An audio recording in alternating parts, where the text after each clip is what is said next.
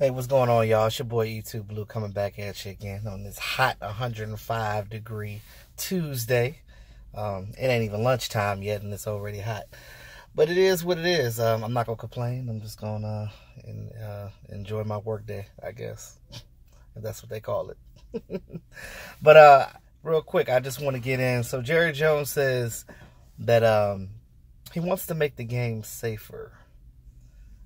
In his opinion, he wants to make the game safer by adding 2 more games to the season to make it an 18-game season with just 2 preseason games. Now, I feel the 2 preseason games, but how in the world are you making the game safer by adding more games to the season? That's 2 more games that people can get hurt, correct? I don't know. I don't get what Jerry be trying to say sometimes. I don't know if it's because of old age or what. There's no, look, my piece, I'm going to tell you my piece on it, okay? So I've always said that I actually wouldn't mind a longer season, but of course you're going to have to shorten up preseason. 4 games in preseason, and of course some teams play 5 because if they're in the Hall of Fame game.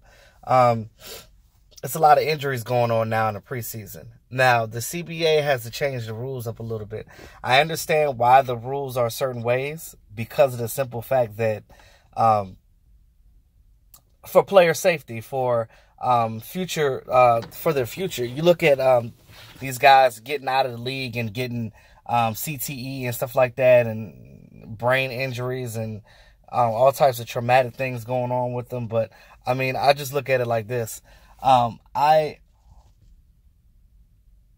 think that training camp probably needs to be a little longer. That way they can, and not necessarily in pads, but just implementing so if you have 2 preseason games, right, you either push the preseason games back right before the season or you push it forward where teams can have almost like a bye week. So you have a 2-week gap before the season starts when you drop to the 53-man roster, so teams can have time to implement their game plan for the season.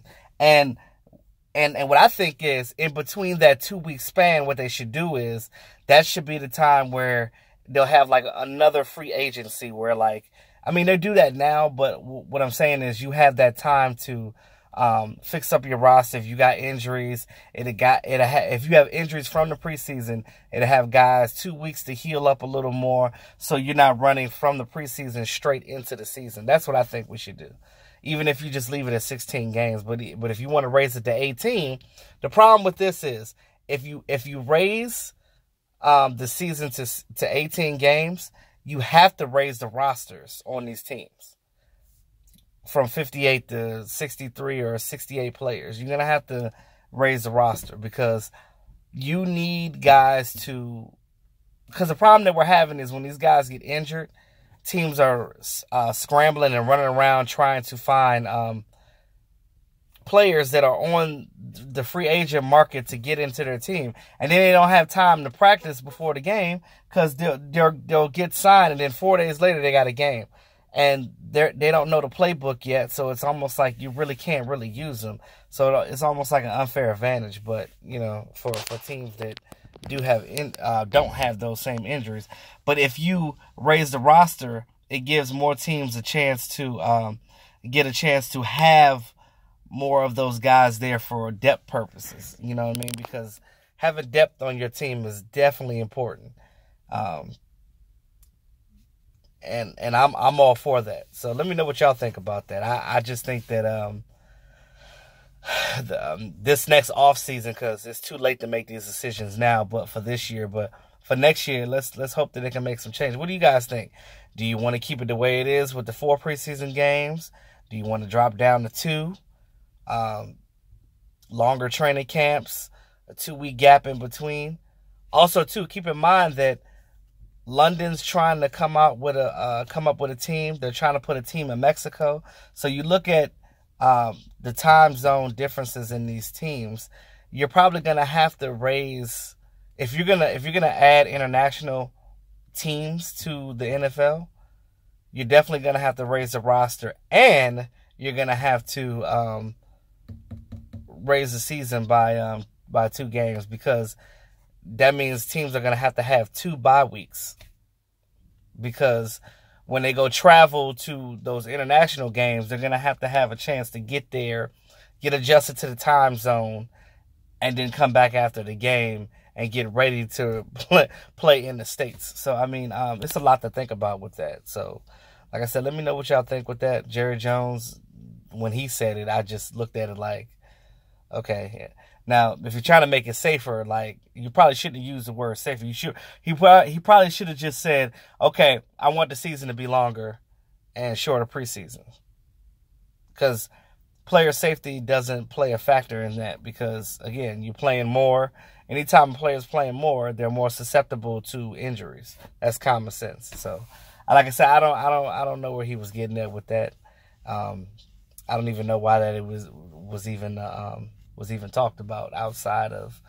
I don't even know why that was even brought up, but it is what it is. But I just thought it was interesting. I just wanted to speak my piece on it, because I think that I've always talked about it, that I wanted a longer season, but with more breaks in between, that way players can try to stay as healthy as they can. Now, like I said, you're not going to eliminate injuries ever, because it's already a dangerous sport.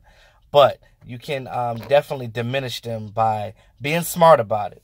I feel the CBA and some of the things that they're doing, but a lot of things that they're doing is actually like hurting the players too, because they're not allowed to tackle in practice or anything like that. So they get to the game and you got these piss poor tackles and stuff like that. So they got to figure out something like that, because I don't want the NFL to end up being a 2-hand touch game, because then it's not going to be the same league and people are just not going to watch anymore. So you can still do the hitting without all that extra stuff. Now, another thing with the hitting too, speaking of that, you know, they have these new helmet rules and stuff like that. Now, if you're a person that had played football in some capacity, like me, you know that, especially if you're a defensive guy, I played linebacker. If you are already lunging at a guy and you're aiming for a certain part of your body, you're in the air and you're coming towards that guy and you're about to tackle him, more so his lower body to his midsection. And all of a sudden he adjusts his body for impact and dips his head down. All of a sudden you get called on penalty, because now it's a helmet-to-helmet hit. But there's nothing you can do about that penalty, because you can't adjust yourself in midair. Nobody can do that. We're not superheroes. You can't be like, oh, turn. No, you can't do that. Why? You in the air. The momentum already took over and you're already there.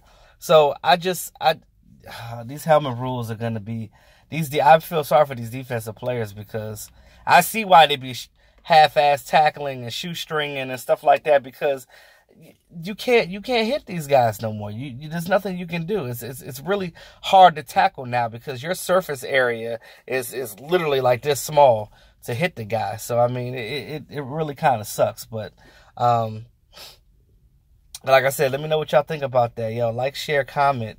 It's your boy E2 Blue, always keeping it real. I'll talk to y'all later on.